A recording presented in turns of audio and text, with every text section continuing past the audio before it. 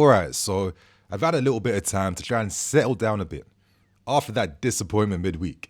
I'm going to tell you guys again, but I still feel like I didn't see the real Chelsea perform against Bayern Munich. I've got better expectations of my team. I don't care about the competition or the Bayern team we played against who didn't even have to play that good to beat us. I still feel like I did not see the real Chelsea on Wednesday night. So tomorrow at 5:30, I need to see a reaction. I have to see something. We have to turn the disappointment of the last two games now into something positive again. Tomorrow at Old Trafford against Man United. I've had some thoughts about the team recently, and I think we're not realizing that this team's in unprecedented times right now. They have Prem duties followed by midweek Champions League duties, followed by another game back in the Prem. That's 3 games in 7 days. That's a lot of intensity. We're also learning that Maresca clearly feels like he has to rely upon using the big star name guys in the team to get us competing at the right level. It's not like last season, bro, where we could rest our entire first 11, use the B team, and keep those guys fresh for the league. And this season, we have more depth, but that depth is younger. That depth needs a bit more time to settle into the system, but also the demands of the Premier League. It's brutal stuff to have to play 3 tough games in a row. And my only fear is, could we potentially go to Old Trafford feeling a little bit of fatigue? Regardless, man, these guys know what they signed up for when they came to sign for us. And it's going to be a rude awakening, but they'll have to learn these lessons quickly. Forget about Bayern. The full focus has to be on Man United for tomorrow. I also feel like we are going to see full focus on stories with Alejandro Garnacho naturally going to be the main guy in the headlines. He's coming back to Old Trafford. Former United players are saying that United have to bruise and batter him. There is no love lost between Garnacho and United, and you best believe he will start that game tomorrow, and he is relishing this encounter. So let's hope that he steals the headlines after the game tomorrow in the right fashion. But for both teams, as always, there is a lot to play for. From United's perspective, they continue to feel the pressure of expectations burdening them, and there is continued pressure on Ruben Amorim. Many fans feel like he's being too stubborn, sticking to this back 3 setup that doesn't fully complement Man United. Could Amorim surprise the entire footballing world in the Prem by doing something different against us tomorrow? I'd be very surprised, but maybe he might do something different tomorrow because he's only tasted defeat at Enzo Maresca. And I hope that record continues. Now, us on the other hand, bro. It's actually crazy. Our record in Old Trafford, it's diabolical. It's not spoken about enough. It's bad. And I'm getting tired of it. I'm getting sick of it because no matter how mid Man United are, we show these guys up to be world champions. It doesn't make any sense. You know the last time we won a Premier League game at Old Trafford? Take a few seconds to guess this.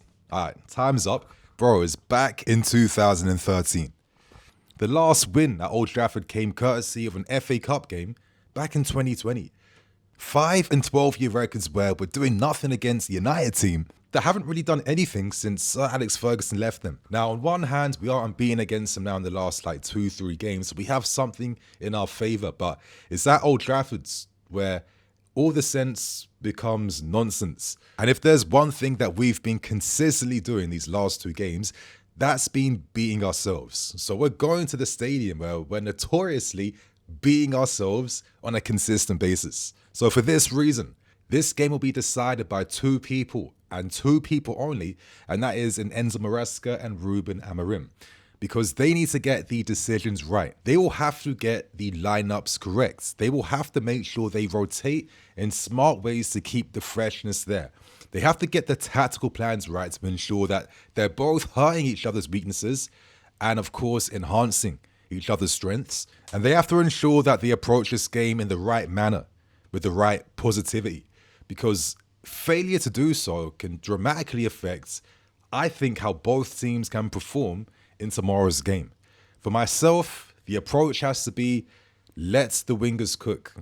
Let the attack cook, because we need to end this bad week on a high note tomorrow. So my friends, you know the drill by now. only hit that like button if you think we're going to win tomorrow. I only want good vibes now. We have to win. Sit back, relax, and let me go through my predicted lineup right now.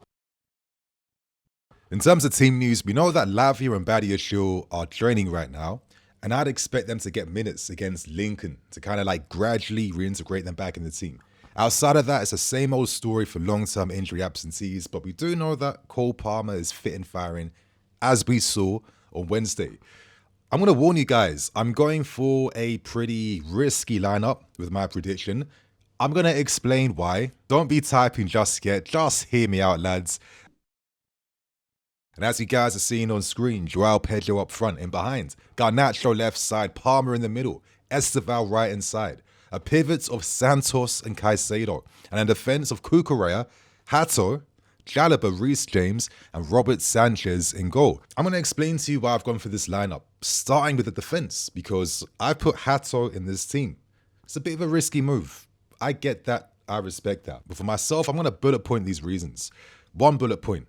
We need pace against United's attack. If there's one thing United have, if there's the only thing United have, that is devastating pace transitionally. Reports suggest that Cunha is set to return, and him alongside Mbuemo, Sechko, these guys eat yards for fun. They got the pace, they got the power, they got the explosiveness over distances. And one thing that we've been getting cooked in recently is our high line getting exposed. So I can't see Uncle Tosin against United tomorrow, even though that height at the back could have been a valuable thing. The reason why I haven't gone for Fofana, because I was so close to going for Wesley. You don't know how close I was. I still feel like this guy is still a bit rusty, which is natural. He's been out for a very long time. But I don't want to risk him playing 1v1 the entire game, because I think he'll have a bit of like a mental fuffle and he might cost us. That's the vibe I'm getting from Wesley at the moment. So I've gone for this back four because I am thinking about what we do in the build-up phase. And at times, I think our build-up play hasn't been to the highest levels. And you can see why we are missing out on a Levi Cole. So this is why Hasso has to be entrusted to play in a position that really suits him. You know, that combination between playing as a fullback, where at times we'll have to double up alongside Cucurella, whilst also being the guy to help us progress the ball. Because this guy had the best progressive passes in the Eredivisie. The league's high, the standard's high. I accept that, I agree. But that doesn't take away from some of his best qualities in his game. And I feel like to really get him used to Prem life, play him in a bit of an easier role compared to playing as an inverted fullback now. I'm looking at that back three. I'm seeing Hato split into the left, Chalobah staying in the middle, and Reece James playing as that makeshift guy on the right-hand side. I'm doing this because I need Cucurella this time to be the one inverting. Why? Because Cucurella will be the guy to pin a United midfield player and hopefully free Garnacho up against the wing-back. That's the type of 1v1 battle we need to produce. So this is why, for me, this lineup has the pace, a lot of recovery pace here. I think it has a lot of technical aspects on the ball. I do think we miss out aerially a little bit, 100%. But Hato, this kid is quite strong in his 1v1 defending. He's no slouch in that aspect. And he has pace for days. He has that recovery pace. He's at Chelsea Football Club now. He has to get blooded in. And I'm thinking about what is better for the team right now in terms of balance. And for myself, we can't be getting exposed with any ill-equipped high lines and allowing United's easy transitional attacks and counter-attacks against us. I can't have that again, you guys. I'm sorry. So I'm taking this risk with my defense tomorrow. Another risk I'm going for is removing Enzo Fernandez out the team. Now, it's not even because he's been bad. He was good against Brentford. I'm not saying he was out of this world. He was good. He was better than solid. Against Bayern, you could argue maybe he wasn't used in the best manner.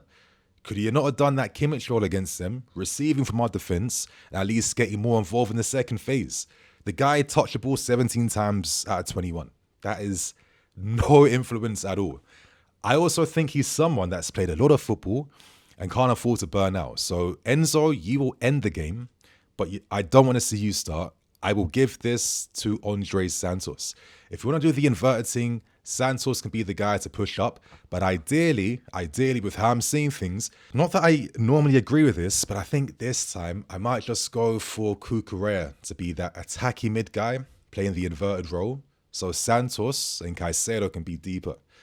Santos has got a bit of that playmaking ability to his game. Don't get it twisted. He was one of the best pivot players in Ligue 1 last season. He was kick-starting the attacks for Strasbourg, receiving from the defense. He was starting moves and ending them. He's got the legs. He's got the physicality. He has to adapt more to the Prem.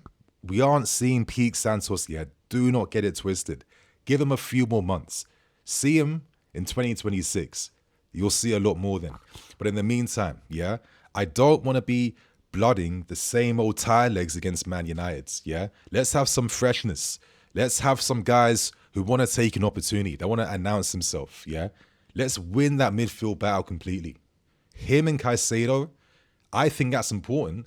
If you're going to have Palmer, who I want to be seeing receiving between the lines, supported by Esteval on the right-hand side and Garnacho on the left. I want to see Palmer and Esteval interchanging positions. Get that United team confused. Their midfield is non-existent. There's space between the lines. They're susceptible to cutback crosses for days. It's very easy. I think with a lineup like this, where we're controlling how we can manage the transitional threats, eventually, because they'll feel the pressure of the fans, they're going to push up higher and the spaces will open up. And we can take advantage. If we have a Cole Palmer who's free in the middle, supported by wingers with actual direct carrying threat. You know why? Because I'm envisioning this, bro. I'm envisioning Joao Pedro withdrawing away from Man United's defense. Palmer picking the holes and pockets, having the freedom to roam. And then you have our wingers running towards goal, who's tempting them United defenders to step out, to try and engage, to try and tackle them. And that's how we're playing through Man United.